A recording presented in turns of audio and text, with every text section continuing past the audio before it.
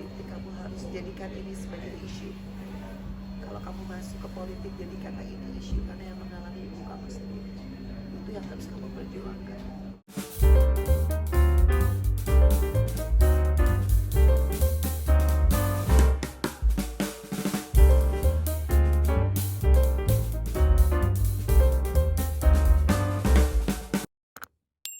Cara saya Pak Hotman luar biasa. Khususnya Feral sama Atala nggak pernah nyalain Mama satu patah kata apapun. Itu membuat Mama jauh lebih baik perasaan.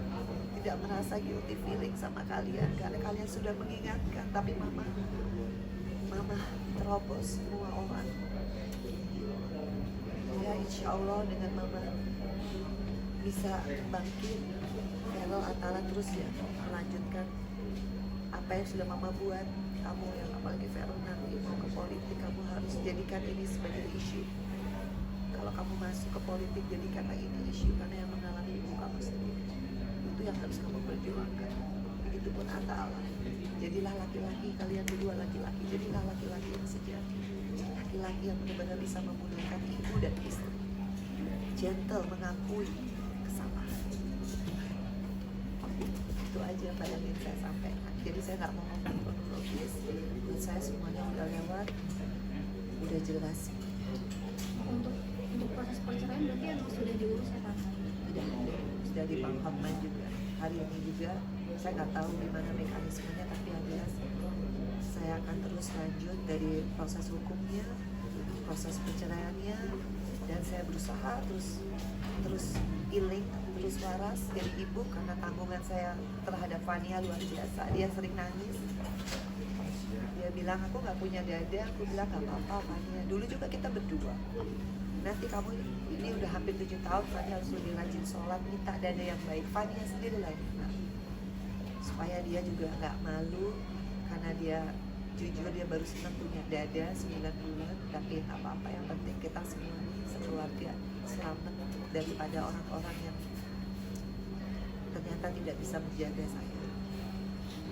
Soal perjanjian pranikah, apakah benar ada? Terus apa sekedar kontensi terima yang katanya hartanya semua mau dikasih ke dalam hal ini perjanjian pranikah sudah included dalam proses perceraian, karena itu memang ada dan itu nggak terlalu penting saat ini. Yang paling penting adalah proses hukumnya. Insya Allah semuanya lancar. Hari ini kan dipanggil sebagai tersangka, dan saya juga ingin terima kasih kepada khususnya Polresta Kota Kediri yang luar biasa, karena saya korban KDRT, saya difasilitasi, dalam arti kata saya dibimbing untuk bikin BAP sendirian tanpa kuasa hukum. Saya dikuatkan sama Bu Nini juga waktu itu, yang dari saya teriak-teriak karena saya begitu shock mengalami ini. Kemudian kepada Polda Jawa Timur yang juga sangat memberikan saya ketenangan dalam proses pembuatan laporan, karena saya masih sendiri pada saat itu, belum ada kuasa hukum. Dan semua orang yang benar-benar simpati sama saya, khususnya petugas hotel yang benar-benar menolong saya, dan orang yang namanya Mas Didi, yang waktu saya pencet dia video call dan dia mengiringi, karena begitu saya bisa video call nggak ada lagi penyerangan, karena itu live kan. Kalau saya diserang, saya bilang jangan ditutup ya Mas, tolong panggil polisi. Dia mengiringi sampai akhirnya petugas hotel datang. Mas Didi itulah penyelamat saya, karena dari awal kejadian saya keluar darah, saya teleponin Mama, Papa, Feral, Atala, adik saya, nggak ada yang ngangkat, tapi saya maklum karena tuh hari Minggu pagi semua orang punya kegiatan, tapi satu-satunya yang ngangkat itu adalah Mas Didi. Itu yang mengiringi saya sampai polisi datang, semua datang, dia nggak mutusin. Ya itu saya anggap itu penyelamat saya juga, ya itu yang terutama sih sama Allah ya. Saya bisa lari kayak hijab, padahal saya udah darahnya udah kaget. Saya juga bisa lari loh, saya kayak ringan banget gitu, kaki saya bisa lari keluar kenceng banget, teriak-teriak, balik lagi rebutan HP sampai biru-biru ada semua di visum, bisa tarik-tarikan. Saya masih bisa mikir.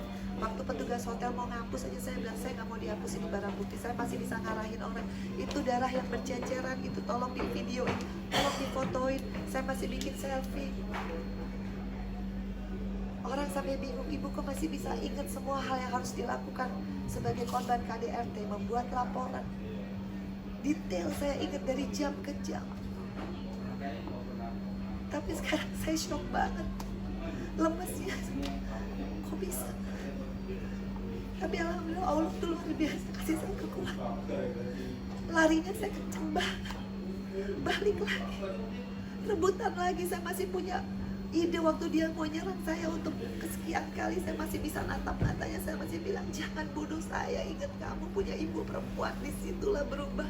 Dia langsung tersadar, langsung saya bisa ambil HP lagi, saya bisa semua cepet banget, saya bisa lakukan semua tuh terstruktur dengan baik. Cuma saya nggak bisa ngebayangin kalau saya pingsan, saya gimana nasibnya. Siapa yang bisa ngungkap ini? Siapa yang bisa nyelamatin diri kita sendiri kalau bukan diri kita sendiri? Makanya kenapa saya insist terus melanjutkan laporan hukum ini, supaya semua korban KDRT harus percaya Allah itu ada dan Allah itu dekat.